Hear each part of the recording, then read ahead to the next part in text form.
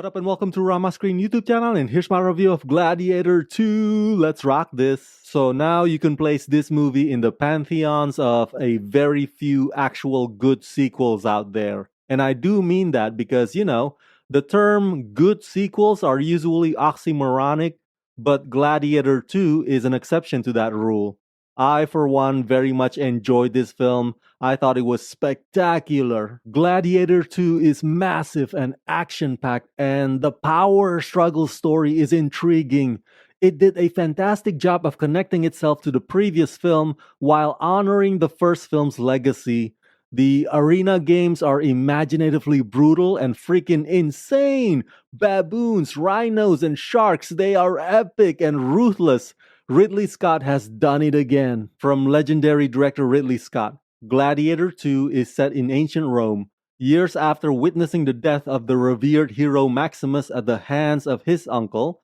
Lucius is forced to enter the Colosseum after his home is conquered by the tyrannical emperors who now lead Rome with an iron fist. With rage in his heart and the future of the empire at stake, Lucius must look to his past to find strength in order to return the glory of Rome to its people.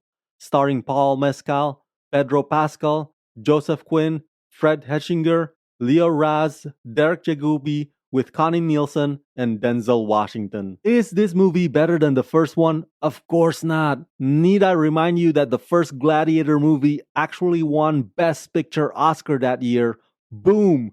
So let's not kid ourselves with the notion or the idea or the possibility that this could be one of those sequels that are better than their predecessors, because the answer is unequivocally no. What I find kind of amusing about Gladiator 2 is that, well, at the end, it's as if Ridley Scott intentionally holds back from falling into his usual tropes again. Ridley loves to stage battlefield wars in many of his movies, but this time, it reverts back to being about two opposing individuals, which essentially is what the first Gladiator was about as well. That said, there is a pretty epic battle at the beginning that once again jumps straight out of Ridley Scott's playbook, and it's beefy and brutal, and it'll make you ask, how the hell did he pull that off? Now, I read that there is some historian who's trashing this movie for its so-called inaccuracies. The historian says something to the effect of, sharks in the Colosseum? Give me a break. Dude, newsflash, this is a movie. Suspend your disbelief a little, why don't you? And I heard the actual Romans were indeed that crazy. But even if they were not bringing sharks into the Colosseum type of crazy, who the hell cares?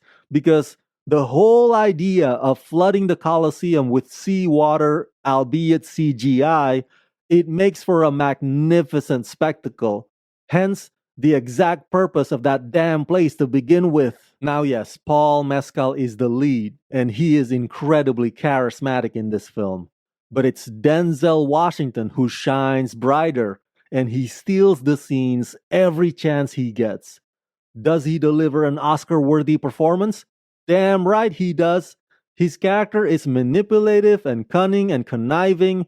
There's a duality about him, and Denzel shoots it on target flawlessly. He plays such an entertaining villain. Ridley Scott's direction is bold, and he masterfully orchestrates both the big moments and the intimate self-reflection moments. DP John Mathieson returns, and his cinematography is once again sweeping and breathtaking. And composer Harry Gregson Williams' score follows Hans Zimmer's blueprint faithfully.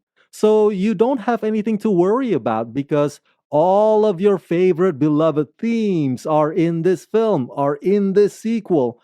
Every last one of them, with little to no alterations, and it complements the film's emotional beats. If I were to give some criticism, I'd say I'm not a fan of how the story was structured. There's a sense of abruptness in the way that they transition from one character to the next.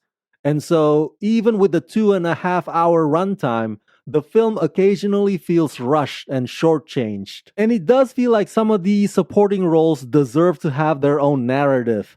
Thus, jam-packing them into this big cast ensemble may have been a bit unfair to them.